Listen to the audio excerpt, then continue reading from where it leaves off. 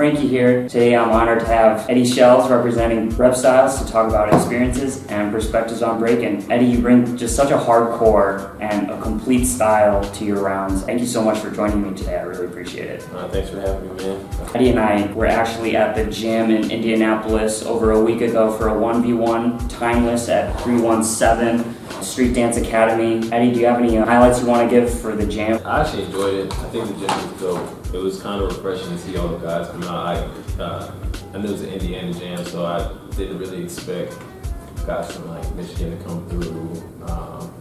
Minnesota came through, I think. Yeah, Chicago came through. Michigan rolled deep. Yeah, Michigan came deep. So I was like, okay, it's like a lot of guys come through. Ohio came through.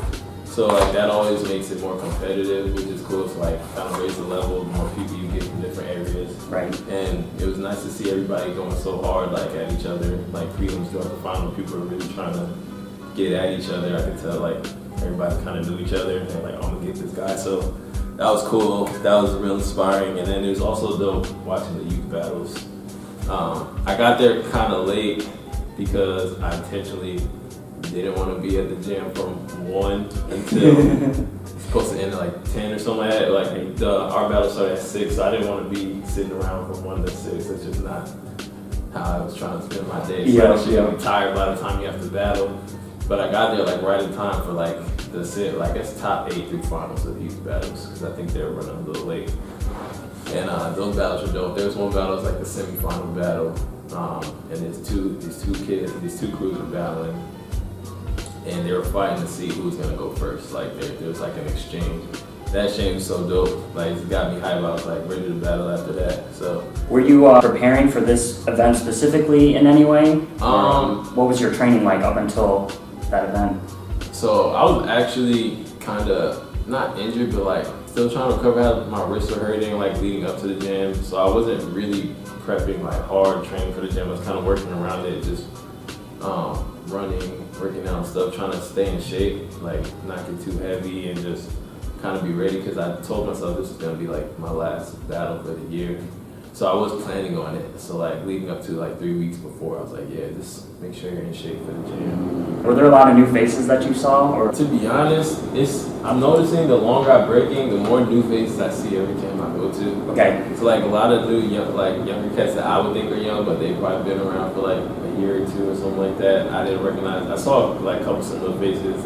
Noticed the judges, like pretty cool with them. Yeah, there's a couple guys, but there's more new faces than familiar faces at the gym for me actually. Okay. Also a different scene for me, so like I'm not really around here. Like there's some guys there that I noticed that I've seen at other gyms, like maybe like a Chicago jam, like a big jam, like a Philly Open or something like that I've seen throughout the years and like know of and stuff like that. Or when I was in Ohio a couple years ago, a couple guys I saw there.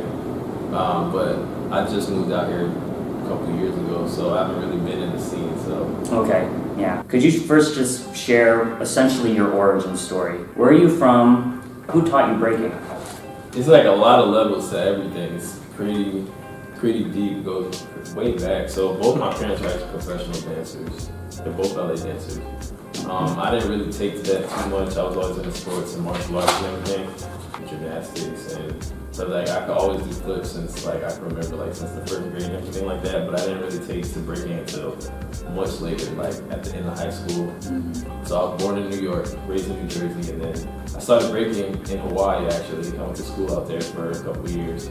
I met B-Boy Art from 808 Breakers. Yeah. Yeah, so he had only been breaking for a short time. At my freshman year of college, I was walking around the dorms and I see this kid watching the footage of Home 10. And I'm like, yo, that's Home 10, right? And he's like, yeah, you break? And I'm like, yeah, kind of, like not really, like I could do flip, like a big windmill and stuff like that. And he invited me to come session. And then after that, that was it. I was stuck on it. Yeah, it was cool. So you guys were classmates at the time? Yeah. Thanks to Art, I found breaking. How many other breakers were there at the time? A lot of people don't know the Hawaii scene was actually really dope. So I know a lot of the guys who used to do it back when I first started. aren't doing it anymore, or I moved to like Vegas or something like that. Okay. But there was like a small scene, but it was a really dope scene. Like a lot of people remember Angelo, Lil Demon. He started he was out there. Like he had his whole crew, Panic Zone. What time period? What year was this about? 2008. Okay. 2008, 2009. There's some really dope b-boys that were out there that I think never really got the shine just because it's kind of like a small island. People slept on it. Okay. But I mean, they're coming out now. Like there's anyway guys blowing up and stuff. Right. And stuff. So, but yeah, that scene's always been dope. I'm glad I started out there. Right. Were b-boys from Hawaii traveling out into the States? Not too often. Okay. There was the main crew at that time when I started who actually ended up putting me down. Like the first crew that actually put me down, Red Eye Jedi. They were like the crew that would go out. They would battle at Mighty Ford, Master Monkey Dance. So like they would go to bigger jams sometimes. At that time, they were kind of like the guys that everybody looked up to. And were people from the States, like the mainland, coming to Hawaii at all? Rarely. Sometimes they would. I know I met some Texas b-boys out there a couple times. I know there's one random jam where Rivers crew came out and they're from the States. Like they just came out and smoked people. And so up until that point, you were in college and you actually got into breaking. You were being athletic really your entire grade school, growing up and stuff. I was never not active. Okay. Even towards the end of high school, like you see like movies and stuff like that. There's like Stomp the Yard and You Got Served and everything, where you see like kind of get a taste of what it is. Not like you get the cinematic taste of it, so you kind of try to emulate the stuff they do, like at like a party or something like that. You do like a flip or something just to get some attention, you know. Right. So that's kind of where I got interested, like just like, oh, what's this? And you start watching videos and it's like, oh snap, like this is dope. Like I remember seeing a National Skill video, I think 2005 it was. But I saw that video and then right then I started trying to mess around with throwing power and stuff. This Junior's video too that everybody sees. It's like, alright, I think I might try to do this. And then I met Jeff, or Ark in Hawaii, and then kind of just took off from there. Okay. Were you doing gymnastics like hardcore your entire time? Not hardcore. I would go to, like, since my parents were dancers, had a lot of connections to different avenues like that. So whenever I could go to the gym, I would just go and like just mess around. Right. Trying to do backflip, front flip, stuff like that. And then martial arts kind of accentuated that. That was like the first physical, like athletic thing I did. I started when I was like 3. Okay. And did that up until I was about 11. So that kind of got me ready because that, I mean, stretching, you're being acrobatic, you're focusing, you're doing all sorts of stuff. I feel like that helped me transition. I also did capoeira, I did that at a young age as well. So I feel like I did everything that you could tie into breaking or relate to breaking except actually breaking. So it kind of made it easier when I started breaking to pick up the vocabulary and just the mentality and stuff like that. It was a pretty smooth transition. And especially when you're picking up all those skills when you're young. Right? Yeah, exactly. Yeah. So it's easier if you learn to be acrobatic when you're young. You're less fearless to like try certain stuff. You have an understanding of your body, which is very important. When you're trying to like excel learning moves specifically. Yeah. Yeah. We have Hawaii, and then what happens after that? So I moved back after 2 years. I started training at this place called Breakin Hip Hop. So I started practicing with part-time models, True Aggression's crew, 2K Tactics. Sometimes I go to Newark and train with MBK, and then eventually I was battling out there, and then I get a message from my boy, Pete Nasty. We weren't even cool like that at the time. He just messaged me, he's like, oh, come out to Philly, come practice. And then I'm at Repstyles, and then from then they put me down, and then where I really started to seriously start battling and stuff like that. Okay, so when you came back, you were drawing attention to get to that point? Yeah, it seemed like, and I wasn't even thinking about it as like drawing attention. I was just breaking. I was trying to be the best I could be. Right. Was this the 2010, 2012 kind of period? Yes, yeah. Okay. 2010, I think they put me down in 2011. Okay. And I actually started breaking in 2012. Well, if you ask anybody, like any b-boy, like when did you start breaking? There's like, I feel like there's two different levels. It's like when did I find out about it and like kind of mess around, and then when did I actually start like training, Right. like breaking. 2010, 2009, maybe I started actually breaking when I actually understood what I was trying to do. Be around like 2011, that's when they put me down. Okay.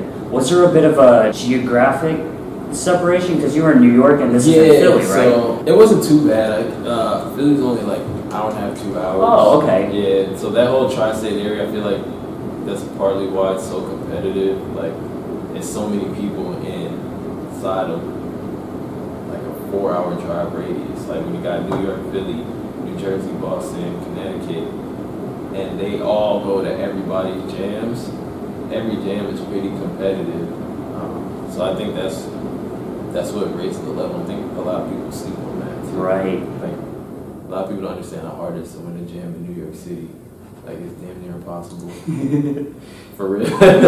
Like, unless you're going, I mean, obviously if you go to like 10 battles or 20 battles a year in New York, then you're gonna win a jam. But if you don't go there and you be like, oh, I'm gonna go to this jam in New York, probably not gonna get it, buddy. Okay. Was there a lot of, in terms of your guys' style with Repstyles, you and other crewmates, were your guys' styles comparable? Were they also training power pretty hardcore? So Pete, the one who invited me out there, he's a super underrated power guy.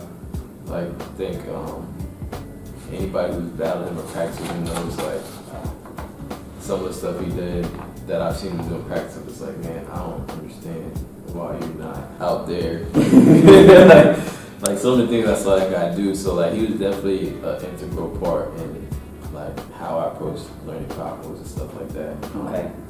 Like training with him. At that point he moved to New York, so then we started training together. Probably around like 2015, maybe 2014, 2015, we started training a lot together. So I would say he was probably more of a teacher than anybody because he actually would help me on my power mechanics and like how to work out. But my other crewmates, obviously, everybody I practiced with throughout time, I consider kind of like not a teacher, but I picked up something from somebody. Okay. Whether it's like, oh, that's what he does. That's why his footwork is so clean because of that form, or like, oh, that's how he flows. Like just picking things up here and there. Trying to just apply and make myself complete. Okay. How many of you were there at the beginning? So when they put me down, it's tough to count because I know there's guys who were down that didn't really battle too much at that point when I was down, but they battled before. Okay. There's actually a pretty big crew. Like there's like a lot of guys that people don't. Well, people in Philly or Jersey or whatever would know that they're in the crew, but other guys wouldn't know. Like, oh yeah, this dude's in the crew. So I'm gonna guess at least probably close to 10, because I know the first practice they invited me out to, they actually just battled me in. Okay. And they didn't even tell me they were doing nothing like that. So I just, at practice, just chilling. Just get roasted, And yeah. all of a sudden, they just calling me out. And I'm just like, alright. I'm like, okay, what's going on, man? But yeah, it's a lot of guys, a lot of dope guys, because there's also guys that weren't living in Philly at the time. Muneki, he lives in Cali. Okay. He's also Repstyles, and he wasn't there. I didn't meet him until like a year later. I was the least experienced out of the group. Usually anybody at practice was least experienced for a long time. It just seemed like that's just how it kept happening. Because I wasn't breaking long when they invited me. I had only been introduced to it for like 3 years. Yeah. When they battled me in, so I was still super fresh. Didn't really know about strategy. I was just like, I'm just do what I can do. You know, so I was always the young guy and everything. So that was cool though. I like that. You learn more when you're younger than everybody. Right, and so much to pick up on. Yeah, exactly. Or learn from their mistakes too. Learn from their strengths. Like that crew, like I feel like there are certain things that held the crew back. That something that you just can't. It's life stuff, you know. Mm-hmm. Like some people are gonna fall out. Some people are gonna do things that aren't cool, you know, and it's just gonna, if the crew had stayed the course they were going, the crew would have took off much bigger. Okay. There's so many different like talented guys that the styles contrasted, but they also tied together, and like you can kind of tell if you actually watch some of the battles, like how it comes together. And when it comes together, it's like, that would have been tough. Like there's times, there's like Supreme Anniversary in New York, we all battled together and we won. Like the crew was just doing their thing. There was Rhythmic Damage.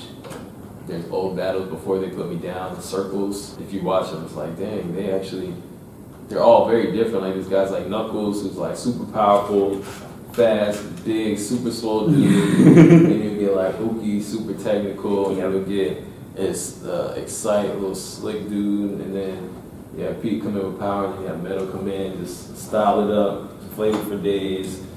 And it's just kind of like, how do you really answer a crew like that? Right. I was fortunate enough to practice with all those guys and like just get a lot of different things and just be well-rounded.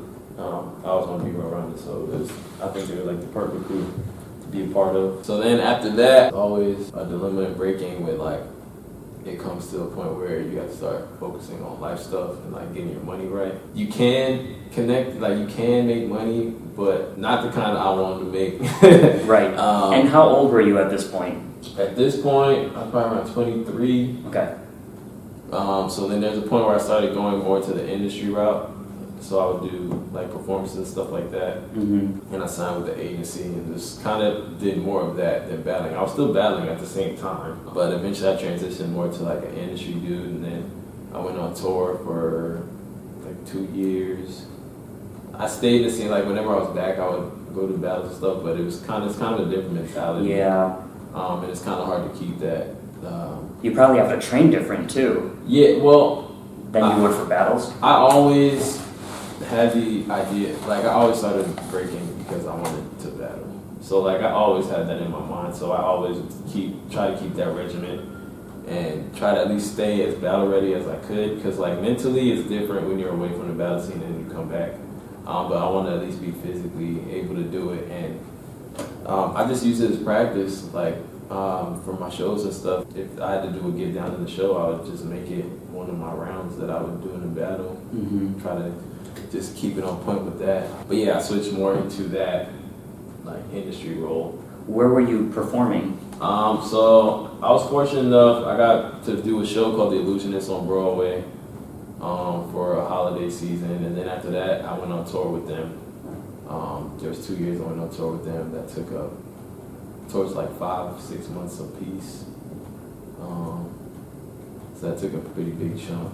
And is it a full-time commitment during that season? Well, yeah, I'm gone. Like I'm in a different city every week, so it's not much I can do except do that and train. But it's kind of a dream because like, what people doesn't want to not have to worry about finances. Like I'm getting paid, I'm traveling, I'm meeting new people, and I'm practicing. So it's kind of a dream, you know. Yeah.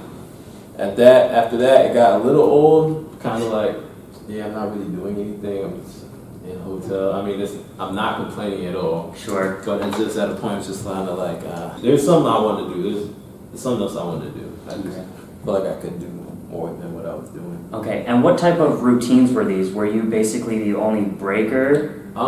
There's usually me and another dude. Okay. Another, like, breaker that they would fill the spot with, and it usually wouldn't be that stressful, like nothing compared to like a jam or practice. It'd be like, oh, you're gonna do a flip, you're gonna do some power, and then. So you were looking for the next challenge, basically, after doing this for a while. Yeah, it got kind of old.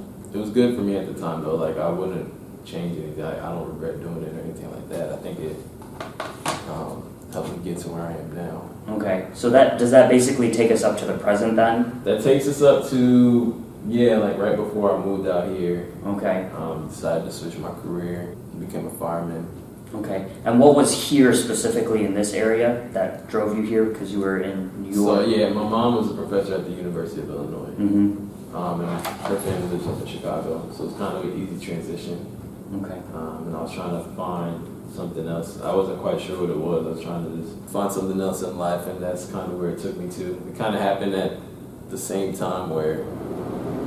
I'm not sure if I wouldn't say it worked out because I didn't like it, but I had a pretty bad injury that caused me to take like a year and a half, 2 years off from breaking pretty much. And it happened at the same time as I was transitioning into my new career that I'm doing now. So it kind of made it easier because I didn't have to balance the two because I couldn't really break anyway. Okay. Okay, a lot of different things happening at once then. Right, exactly. So it kind of made that easier. And then now I'm here, so now I'm balancing the two. Okay. So, yeah. And you're happy with Oh yeah, things man. you're at? Yeah, man, I'm good.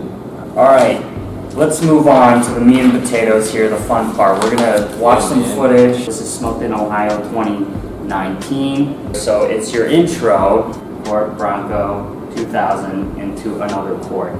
Okay, so I don't know this. how to stop doing that. Once you actually get to the gym, how do you know you got the right space? You're feeling good that day? Just kind of give us your thoughts here. Yeah, so anytime somebody asks me about like doing certain things, it's kind of like the main thing. You can't beat time, man. Like I've been able to court for at this point like 12 years, 13 years. Okay. So at this point, it kind of just it's one of those moves where it's natural and like I feel like that's a large part of how I train. So like when I said earlier when I was on tour and like for shows, I would do things in my rounds. I would court every show. Okay. So sometimes I had 2, 3, 4 shows a day, and literally I'd either practice before, in between the shows, but also every show I threw a court. So it kind of just got It's like walking. to the point where it's just like, yeah, I could pretty much, I feel like if I had to figure it out, I could court in any situation. Like I could court anywhere.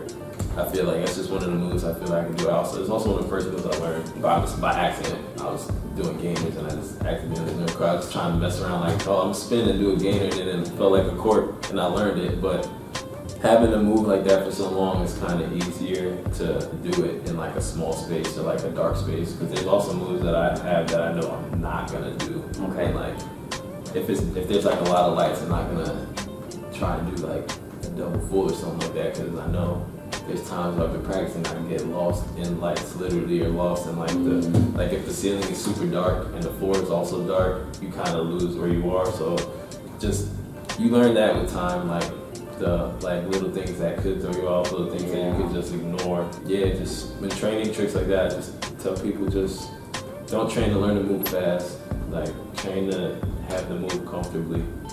So like if I'm training in the gym, I'll throw a move 100 times into the foam pit before I try to do it on the spring floor, and then I want to hit the move 10 times in a row before I bring it to the hard floor. Because if you really think about it, the only time people like really crash and have really bad fails is when they bail out. And you bail out when you scare yourself. It's like you bail out before you're done doing the trick. And to not bail out, you just have to be confident and just commit to it. And if you do something that many times, it's like, yeah, I'm gonna commit because there's no chance I'm gonna. It's like you want it to feel like a cartwheel, pretty much. You wanna have the move as natural as possible. The things that I think a lot of people take for granted with breaking and tricking is that we're doing things that the human body was not intended to do, or not necessarily not intended to do, because we don't know what the intentions were, but nobody was ever doing that. It's not something you're naturally doing, so you have to learn it. But that's just how we are. So like, you don't come out walking either. So you gotta approach your moves like that. It's like, I'm not gonna have it today, but I might not have it tomorrow or the next day. But 5 years from now, after practicing this move every day, I'm gonna have it move pretty damn good. So. Any other thoughts you have about this particular event, if you remember any? I remember I hurt my wrist in the cypher. I was pissed because it was pretty sure it's like a cement floor under linoleum for the ciphers, and I went through some power and like my wrist was like pretty messed up, and I'm like, damn, this just ruins the entire jam for me. Was that at the beginning of the event? It was at the beginning of the event, probably after prelims, and I'm just like, oh, let me start warming up my power, and then I threw something, and I'm just like, dang, doesn't feel good. So yeah. Well, you definitely still pulled it off though in the battles. Yeah, I remember that for sure. I was like, dang, how'd I get hurt before the battles even started? It was a dope jam though. Probably one of my first Midwest jams. Okay. First jam in Ohio for sure. Since you made the move here? Yeah. Okay. Did you know everyone on your squad up until that point? Yeah, those are all the homies. We trained together a couple times. Okay. And like I saw them, like they're probably the guys I know the best in the Midwest. Like I knew them before I even came out here. Where'd you guys meet up to practice? Because you have some Chicago, you have some Indianapolis, right? Yeah, well, they were practicing. I had got in the day before. I was in New York, and I was like, yeah, man, I'm battling. But yeah, they were training together, and I feel like also like when you have chemistry with people and they'll just throw a bunch of randoms together. Yeah. It just looks natural. Like we look like a squad. Like we look like we battled together before, and I never battled with them in my life. Who came up with the idea for the theme? I don't know. I feel like I gotta pull up the Instagram chat. They just picked all the colors. I wanted to be the Pink Ranger. I couldn't find all pink. So yeah, they were picking colors, and it was like red and pink was left. I was like, all right, well, I'll be the Red Ranger then, I guess. All right, let's move on here. We have Repstyles taking the final win against MEC Maximum Efficiency. So the sequence we're gonna watch here is one hand. Basically, you grab your foot for a back handspring, one hand, and then you do a one-hand air freeze drop into an air chair. I mean, like you mentioned before, like the whole time thing. It's just like when you get something down enough, then you kind of get bored and you kind of just, I'm gonna grab my foot, like just variations. Like I always had from the beginning when I started breaking, I was like, I want to get all these moves so that I can have them to the point where I can make concepts within them.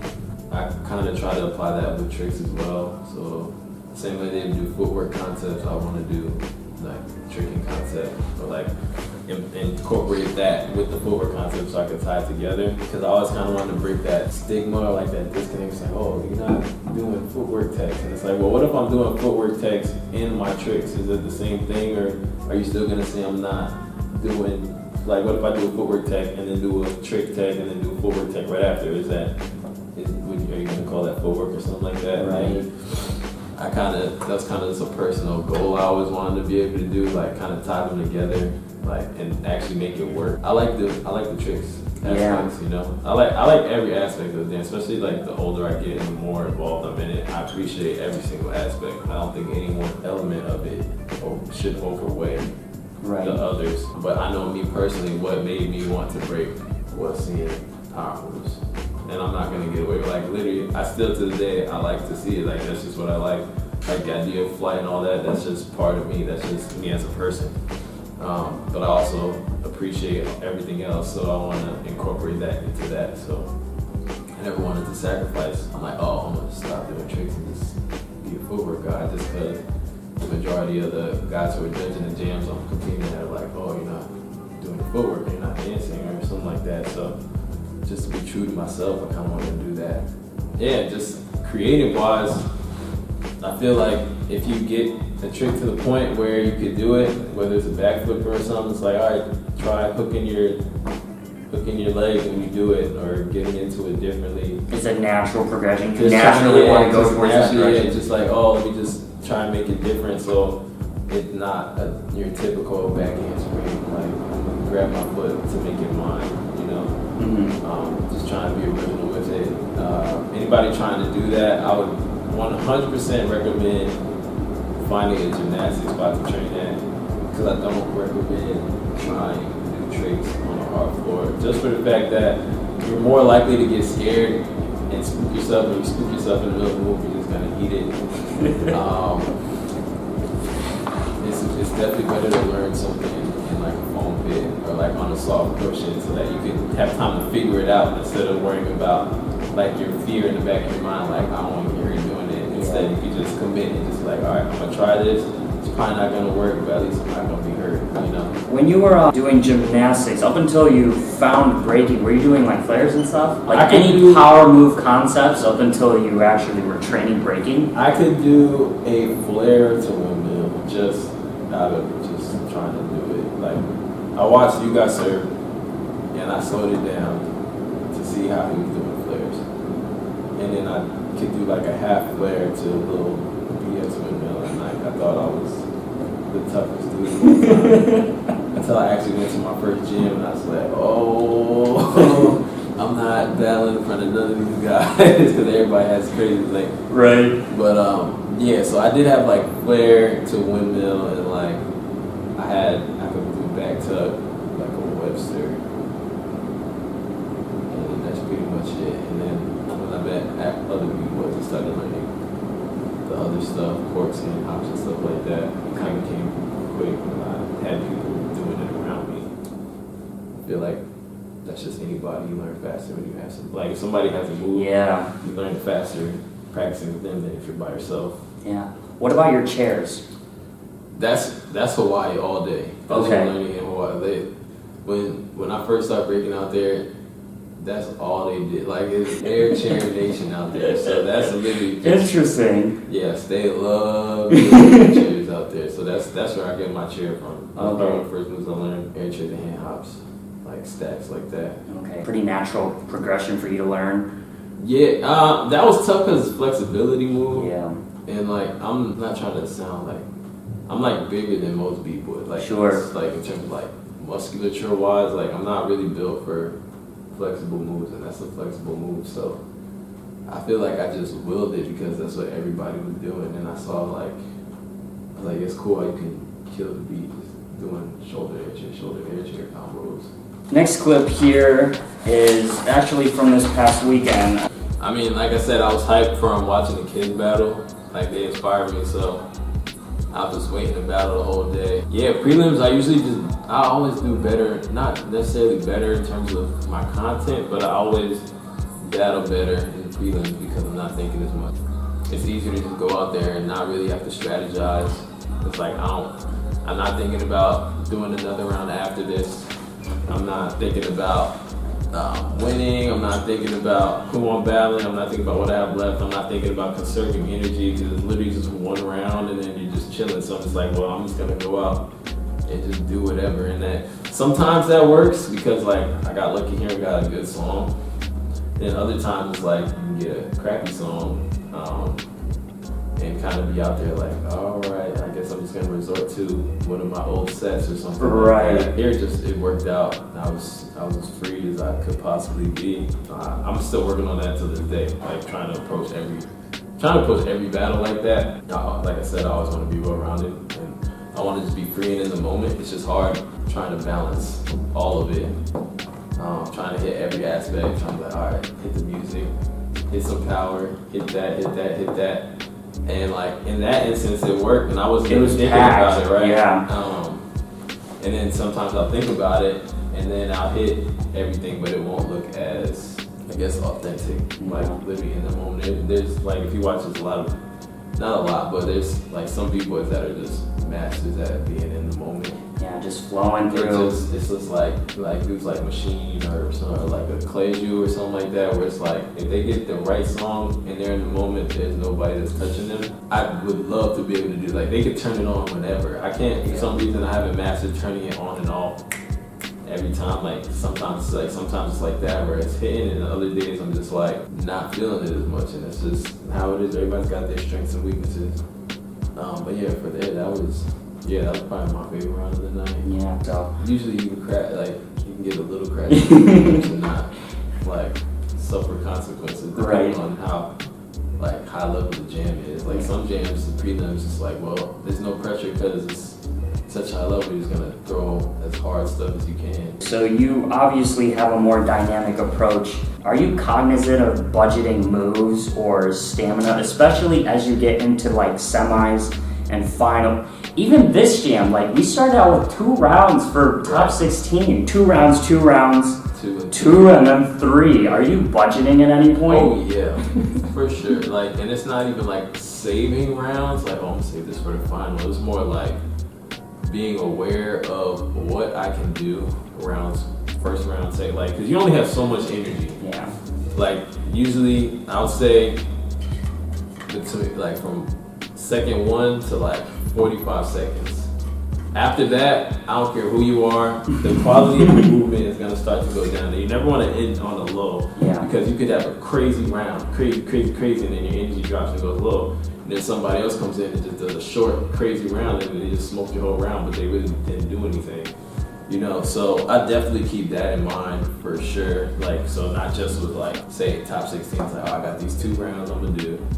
I gotta know that I can hit this move tired in case I have to do a tiebreaker or something like that. But then later on in the battle, when it's the finals and you're tired and you don't even know it. That's another thing I'm still working on, trying to keep that energy because if you look at anybody's top 16 battles and compare it to their final battle, they're moving so much slower. Right. Right. Or at least for myself, I know I'm like, dang, I'm moving slow, and like I don't feel tired, but my body is literally like winded. You know, it's like you go to basketball, like go to play basketball at the park, and you play 3 games, and you're gonna be good, and you're gonna keep playing. You're just gonna get worse throughout the day, just because like that's how people are. Like your body's gonna run out of energy.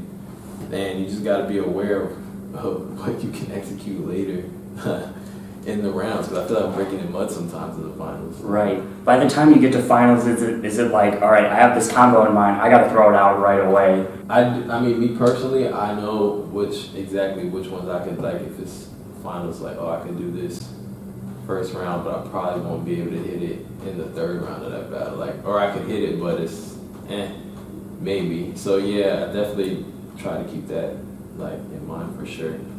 I just think it's important for me. Could you maybe give some examples? Like maybe finals, are there certain moves I'm going to stay away from this move, I'm going to stay away from ground to air, I'm going to stay away from certain blowups? That's it, yeah. So changing level, so going from like ground to air late in a battle is very difficult, right? Because you're burning energy throughout the whole jam.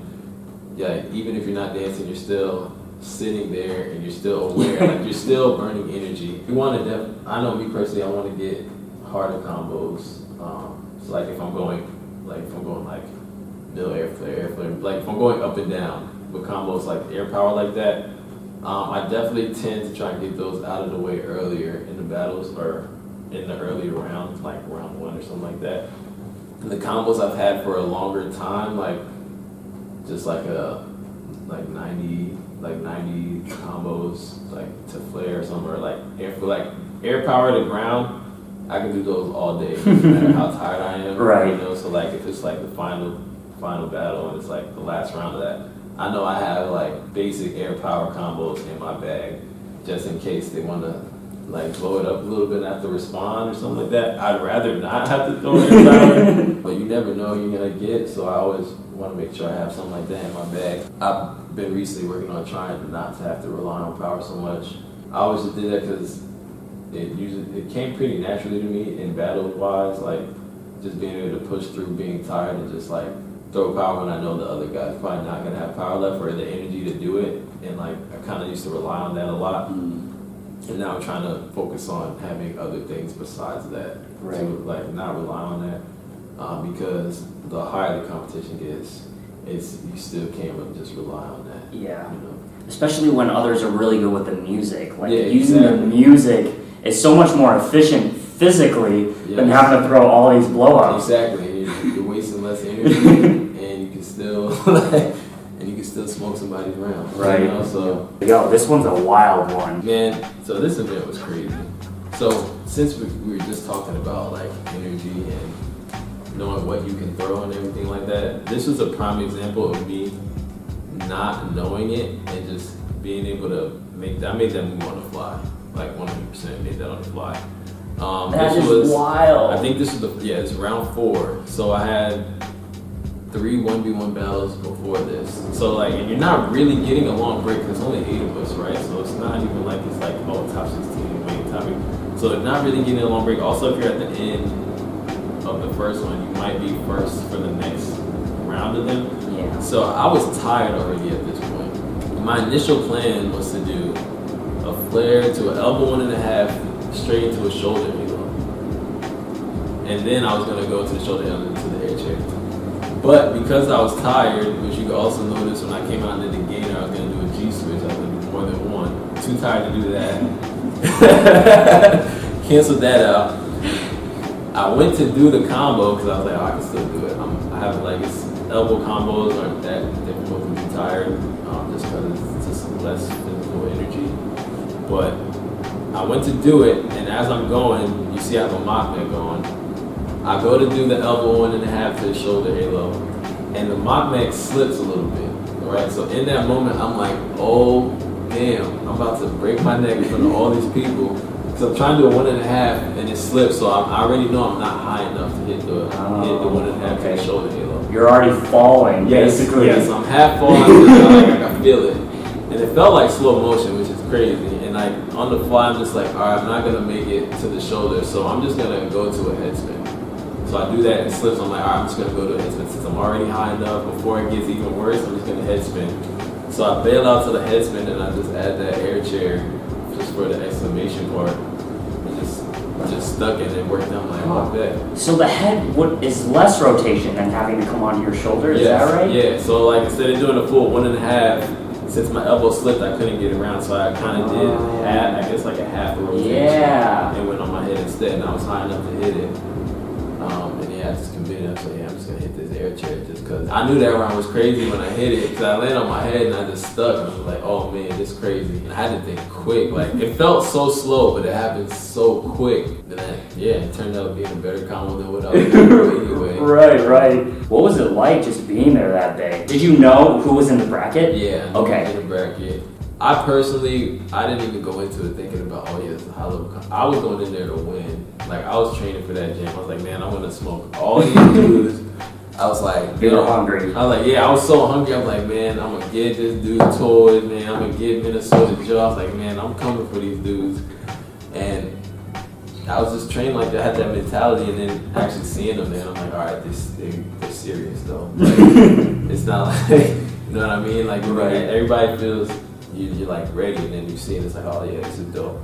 But yeah, that was super fun competing against all those guys, and like I feel like that was one of the battles where I kind of came out, and people were kind of like, after that point, people were like, oh yeah, I'm not gonna sleep on this dude. But I was used to battling high level dudes before, like not necessarily by myself. This is the first time I've done it where it's like I'm by myself and battling like a bunch of like high level guys, but like there's plenty of battles like beforehand where like whether it's 2-on-2 or 3v3 where like a lot of dudes just came through to just some little local jam, like just that whole like I said before, the tri-state area is like pretty competitive. Like you wouldn't think about it, but like there's some like local jams I went to, and it's like you got Supreme Beans, Dynamic Rockers, Beast Coast, Unite, like, and it's like, dang, all these dudes came through, and the prize is only $150, right? I gotta worry about Beast Coast now, and I gotta worry about Dynamic now, and I gotta worry about all these cats. You kind of just get used to it. Like it turns like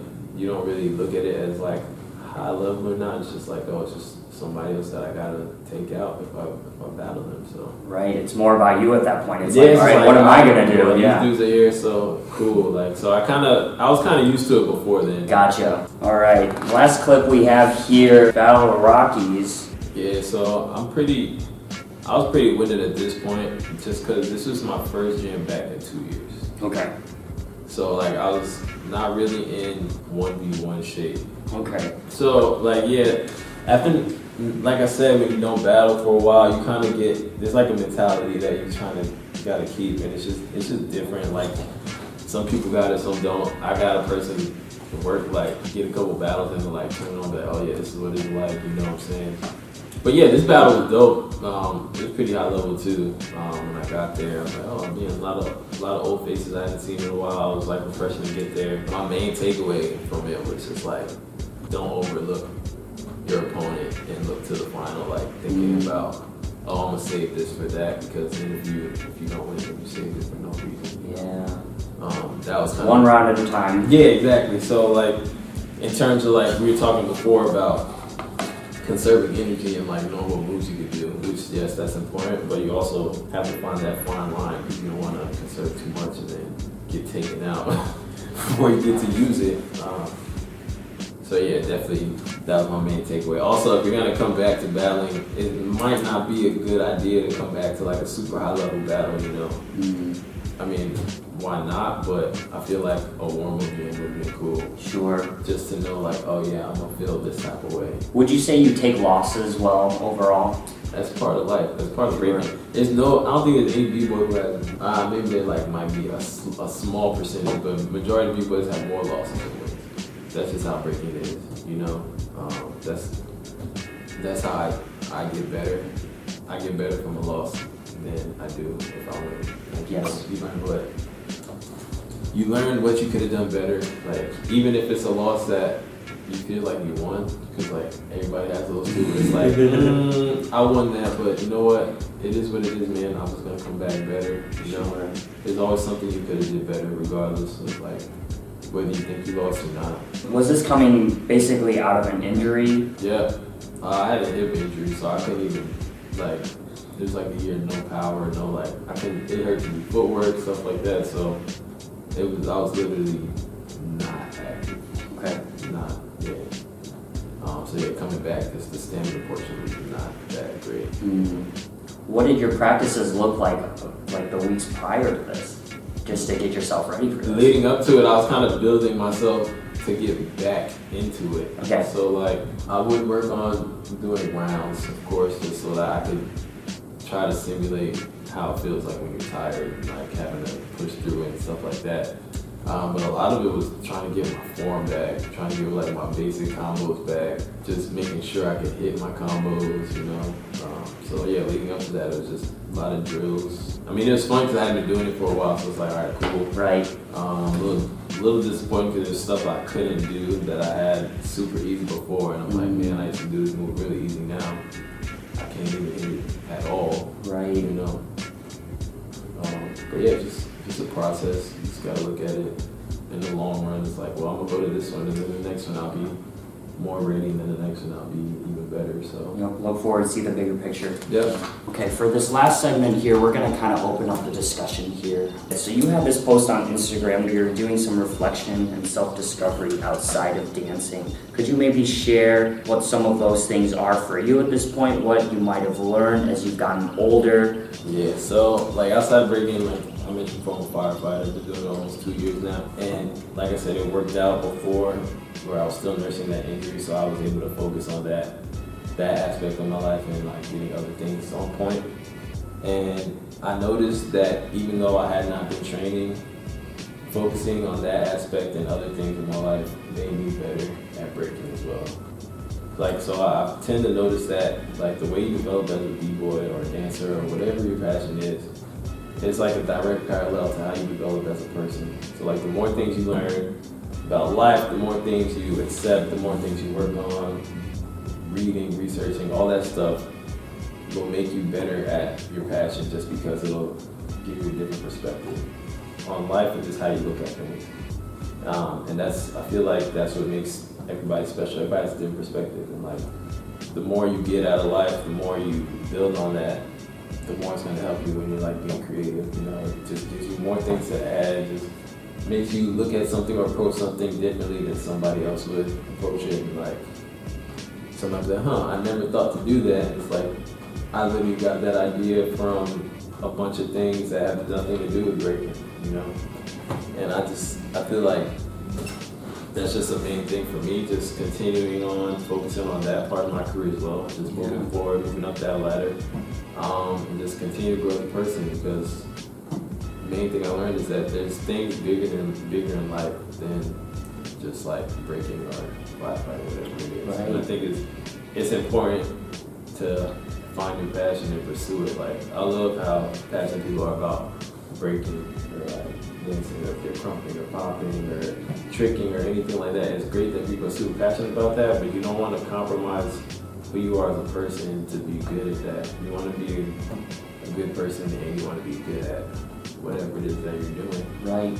And that's something like I definitely pride myself on. Like, I want to be more than just like, I want to be like the best b-boy in the world, but like a jerk in person, you know, or like have nothing else to offer. I feel like it's important to build on other things, like read a book or something, man. Like have stuff to interject in conversation, be good at other stuff, because I think in the long run it helps you. Like, 'cause some people like to say, they'll be like, oh, if you really want to get good at something, just focus on that and focus on that only. And I'm like, yeah, that's a good way to get good at it, but then you're an incomplete person, right? Because then at some point there's going to be a point where you can't do that.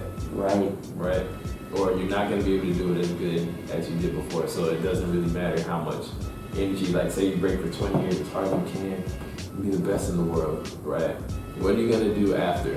Like now what are you going to do? What are you going to do when you get older and you can't break the same way? Like, what are you going to have to offer? And I always want to be able to offer more, like, you know? insight, like knowledge, something else. So, or just being a good person in general.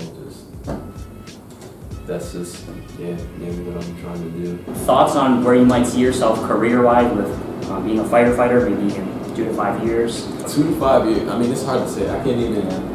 5 years ago, I wouldn't even be able to say that I'd be in the fire, but like I decided that like right before I actually did it. Right. So I can't even say. I mean, I want to move up the ladder. So like the way our department works, they have there's promotions like at different levels, of course, like lieutenants, engineers, stuff like that. So if I can move up, it doesn't even have to be as fast as possible because I'm enjoying just what I'm doing now.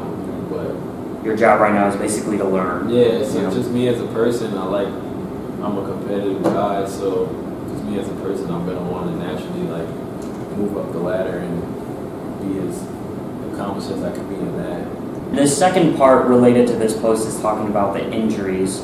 So is there any kind of advice you would give maybe your younger self, or just in general, if we have younger students that are watching this segment, what kind of wisdom could you offer? Yeah, I mean, if I talk to my nurse, I need like 2 days worth of. But in terms of like injuries and stuff, well, for one, it's related. It's not quite injuries. One, learn all your moves as early as you can. Like, learn the moves you want to learn, right? Don't worry about what other people say. Everybody hating people going like this. Yeah, like they're mad because you can do it and they can't do the move. That's why they're doing that, because they can't do it. That's all they could do. Don't listen to that, right? Learn the moves you want to learn because you have a limited time. Like, it's hard to learn moves when you're older. Like, that's just how it is because the injuries pile up, time piles up, you can't learn. So you want to have that freedom to do the moves you want. So if you want to learn air flares, start learning air flares, even if you don't have one of those yet. You want to learn headspin, do it. Like, get as many moves as you can before your like short little time period of being 15, 16, 17 years old and not getting sore runs out. Because when that changes, it makes it a lot harder to learn moves and a lot less fun, to be honest. But injury-wise, listen to your body. Give yourself time to rest. Like, a lot of times you'll have a nice practice and you won't feel sore the next day, and that's cool. Just because you don't feel sore doesn't mean your body's not healed. Doesn't mean your body is healed. Right, your muscles might not be sore, but your tendons are still have those little tears in them that they need to rebuild. So when you keep doing that, keep beating them up, at some point it's just you're gonna build a chronic injury. You don't want chronic injuries because those don't go away. Like when you're 26, 27, those are the injuries that you're gonna feel regardless of what you do. Take proper rest. I know it's hard to do that, because you want to get that move and you want to get better and you want to be hungry, but like rest is important. I feel like resting is just as important as the training, because like that's when you're resting, that's when you're actually getting your improvement, right? Like, you're training, you're beating your body up. You're not learning there. When you're recovering and sleeping, that's when your body's actually getting to the point where, all right, that's the execution part. If that makes any sense. Yeah, it definitely does. Yeah. Okay. So like when I was younger, I would practice every day, like sometimes 3-4 hours a day. I ain't going crazy, and like, no, I'm not gonna take a break. I'm gonna practice the day before this jam, and I'm gonna go to the jam, and I'm gonna practice after the jam, because I want to get that much better. When like I thought I was helping myself, that's actually detrimental, because you're never really healing, and you're never really letting that settle into your body. Yeah. Like, let your body actually get a chance to absorb what it did. I'm not saying take 10 days off all the time. Yes. But there's a point where your body will be like, yeah, you need to chill. Yeah. Chill, do something else. Go for a jog. Go work out. Like, I feel like that's a slept on part as well, like the fitness aspect, like how much that can contribute to your development as a b-boy, just working out, or like boxing or swimming or something like that. Right. It helps your stamina, and it also gives your body a chance to rest that b-boy aspect, but still be active. Yes, you're human. You're not. You might feel like you're not, but rest is definitely important. Right. Yeah. Okay. Well, Eddie, we're going to wrap it up here today. I just wish you all the best luck for your future endeavors. I appreciate it. For real, I appreciate the interview.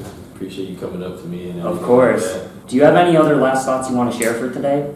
No, I think we covered it. You had some great questions. I appreciate great insight. I really enjoyed the interview. It was cool looking back on some footage I haven't looked at. Like stuff I forgot about. I might start watching footage again. Bring some rounds back. So,